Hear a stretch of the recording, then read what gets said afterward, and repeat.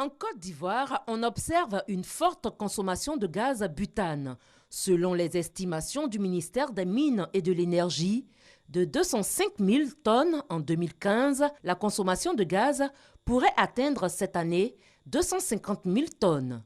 Cette nouvelle unité industrielle, la Société africaine de pétrole et d'hydrocarbures raffinés, SAFIR, qui s'installe, vient aussi contribuer à la couverture des besoins de la Côte d'Ivoire et des pays de la sous-région en produits pétroliers et hydrocarbures. Nous essayons de faire de l'innovation, des mesures qui pourraient accompagner les Ivoiriens dans leur conditions de vie quotidienne. Nous sommes à peu près 32 personnes, des emplois directs, et à peu près une centaine de personnes en emploi indirect. Le capital est à 100% ivoirien, les employés sont à 100% ivoiriens.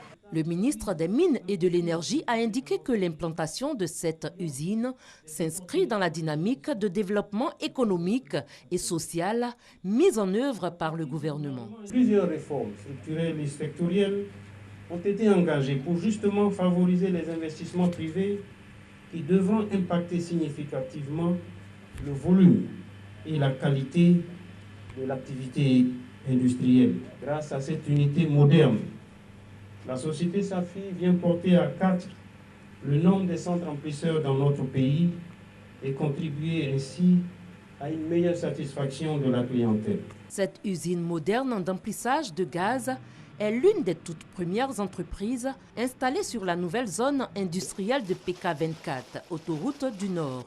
Aussi, le ministre Jean-Claude Brou invite-t-il les opérateurs économiques, surtout nationaux, à s'inscrire dans cette dynamique d'investissement dans tous les secteurs de l'industrie ivoirienne.